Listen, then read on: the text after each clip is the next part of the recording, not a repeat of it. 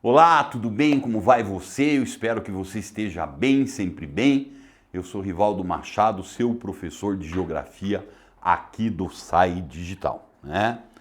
Hoje nós estamos aqui para conversar um pouquinho a respeito de algumas características da economia brasileira, bem como as relações de trabalho no Brasil.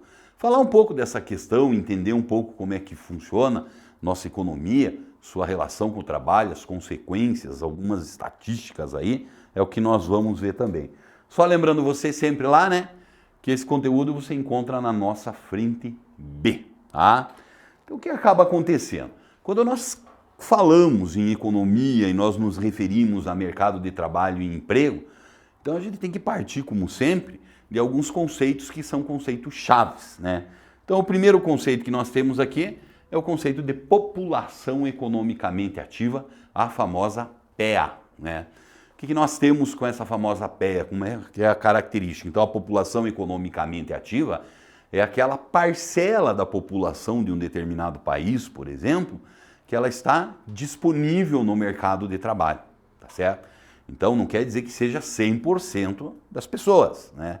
Então basicamente, os jovens ainda não. Então esses seriam os adultos, bem como você retira aí também os idosos, aqueles que não conseguem ter muitas vezes acesso ao mercado do trabalho por uma deficiência física e até mesmo as donas de casa não fazem parte dessa PEA aí, né? Então a PEA é muito importante aí para ela muitas vezes medir o desenvolvimento de um determinado país, né? Então é o que a gente acaba percebendo. Muitas vezes, através da porcentagem da PEA em relação à população absoluta de um país, a gente consegue muitas vezes perceber o quê? Como é que se dá o nível de desenvolvimento de um determinado país. Então você pega, por exemplo, o caso indiano, né? A PEA está batendo ali a casa de 35%, 40% dos indianos, né? Isso significa o quê? Vamos chutar alto aí, em cada 10 indianos, 4 estão disponíveis para o mercado de trabalho. Então não dá, não funciona, né? O ideal seria o quê? Como acontece no Brasil e em muitos países desenvolvidos, a PEA ser no mínimo 50% da população. O que significa? Um está produzindo para basicamente ele e mais outra pessoa. Aí o negócio funciona e funciona muito legal.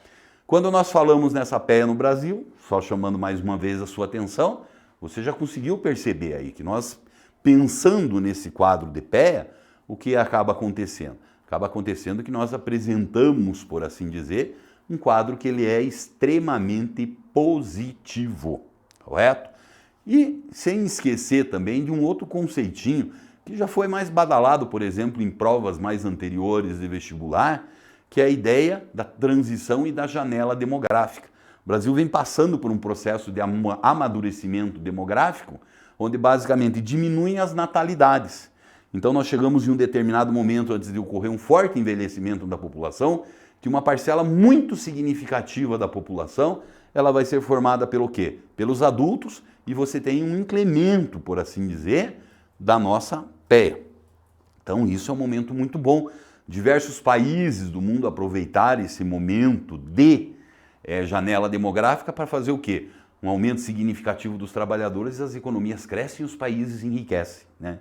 Infelizmente no Brasil, quando nós temos a nossa janela acontecendo, nós temos uma grande crise econômica. E essa crise econômica aí leva aí na casa de mais ou menos 12, 13 milhões de pessoas desempregadas. Então, infelizmente, nós estamos perdendo o trem da história nesse sentido aí, né? Mas também quando nós analisamos essa questão de emprego e desemprego no Brasil, é importante perceber. Eu falo em alguma coisa entre 10, talvez 12, 13% aí da população economicamente ativa desempregada, mas isso não é uma realidade que nós encontramos que ela está muito bem distribuída no território nacional. Então, através, por exemplo, do nosso mapinha do Brasil aqui, isso é facilmente percebido como é que funciona, né? Então, o desemprego. Você pega, por exemplo, uma região nordeste, o nível de desemprego é maior, batendo a casa de 15,8%, seria o extremo. Quando nós chegamos aqui na região sul, nós encontramos o quê? Apenas 8,4%. 12,5% no norte, 10,6% no centro-oeste e 13,6% no sudeste. Então, da média disso aí é que nós vamos encontrar o nível de desemprego no Brasil, né? Mas também nós temos que perceber que existem algumas outras características atuais do mercado de trabalho no Brasil que ele chama a atenção e chama a atenção em grande quantidade. Ao que é que eu estou me referindo, né? Então, primeiro, o que acontece? Mercado de trabalho e envelhecimento da população. Chamei a atenção agora há pouco de você, né? Nós estamos passando nesse momento no Brasil por uma transição rumo ao chamado amadurecimento demográfico. E isso significa dizer o quê? Significa dizer que nós estamos abandonando aquela pirâmide etária típica de país subdesenvolvido, estamos no meio do caminho, até o amadurecimento da pirâmide etária, que seria o quê? Uma população mais envelhecida. Então isso está acontecendo no Brasil. É claro que esse envelhecimento da população, tem impactos diretos no chamado mercado de trabalho. Por conta de quê? Uma contingente maior de idosos na população significa o quê? Que você tem uma quantidade relativa menor de trabalhadores, né? Que seriam justamente aí os chamados adultos. Né? Então isso impacta o mercado de diversas formas, não apenas e exclusivamente no que diz respeito à diminuição da mão de obra, né? Mas principalmente nós temos problemas previdenciários, porque cada vez mais nós acabamos encontrando aí essa velha e boa ideia, né? Mais aposentados e menos contribuintes para a Previdência. Então é por isso que recentemente no Brasil nós tivemos que fazer uma reformulação da Previdência, né? A reforma da Previdência. Isso se deu devido ao quê? Se deu devido ao quadro que os moldes que nós tínhamos da Previdência Social no Brasil atendiam uma outra realidade demográfica de uma quantidade menor de idosos, né? Então hoje se trabalha um número maior de anos, nós vamos nos aposentar mais tarde, de certa forma. Mas não é só isso que acontece. Outras características que nós temos ainda no Brasil é a presença de um trabalho informal muito significativo, né? Então esse trabalho informal ele tem o seu lado negativo na economia.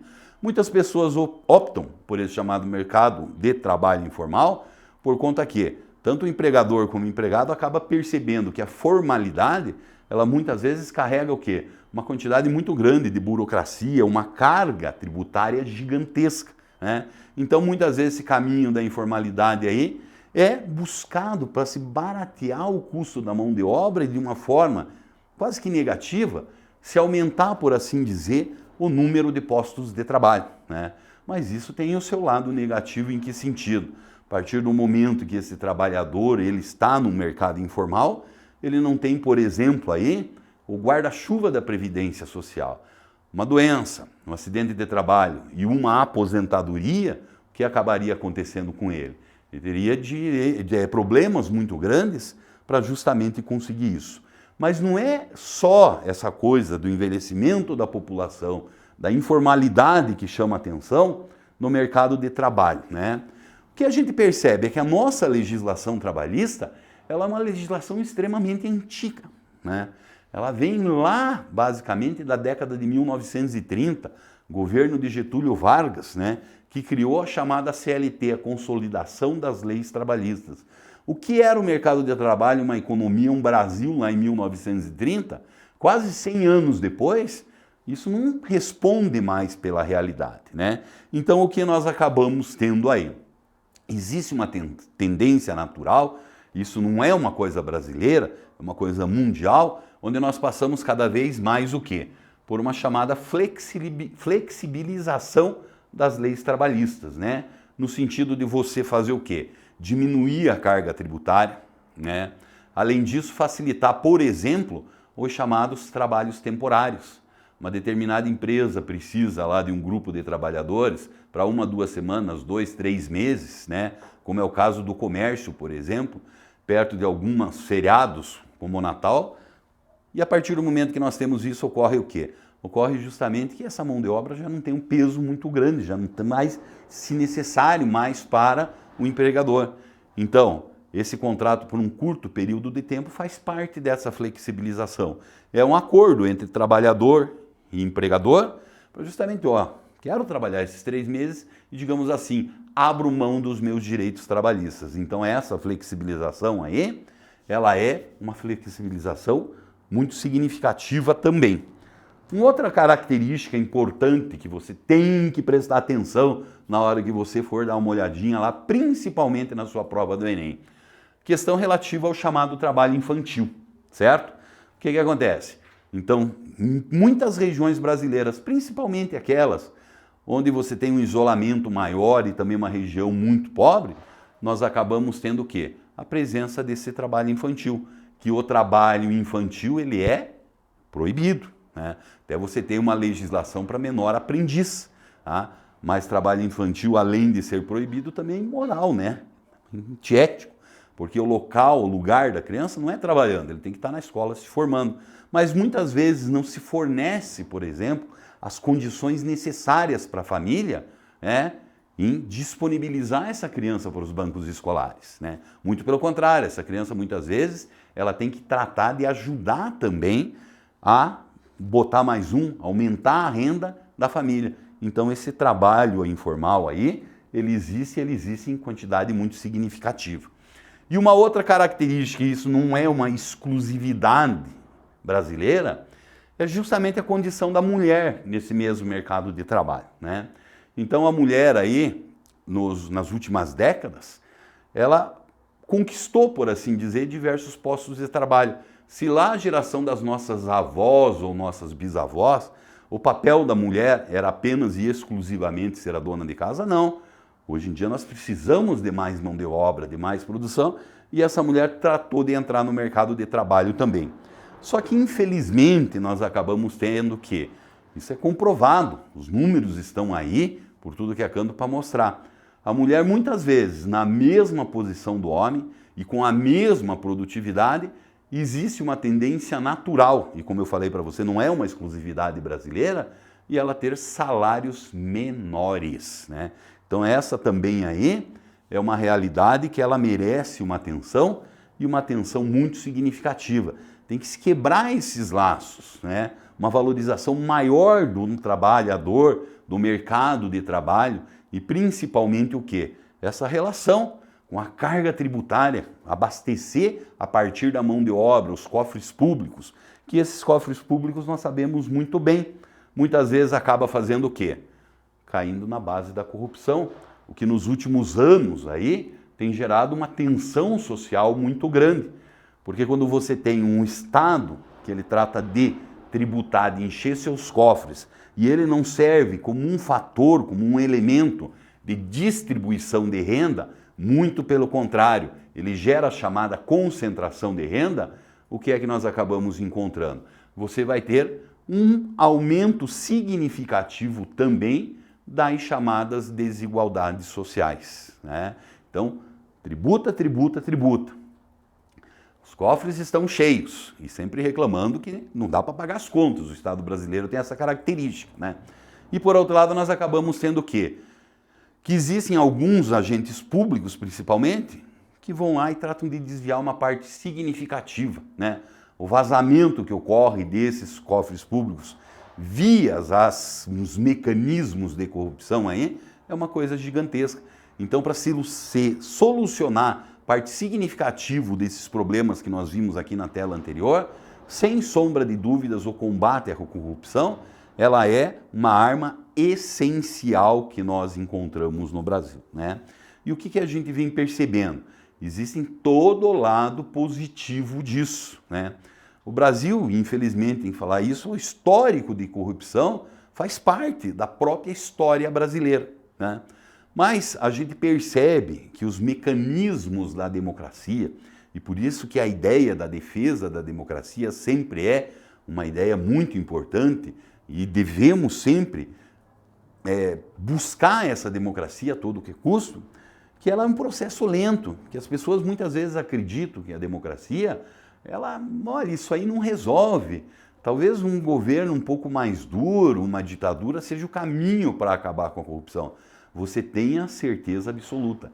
Esse não é o caminho, né? Porque a tal da corrupção também acontece em ditaduras, só que diferente de uma sociedade democrática, nós acabamos tendo o quê?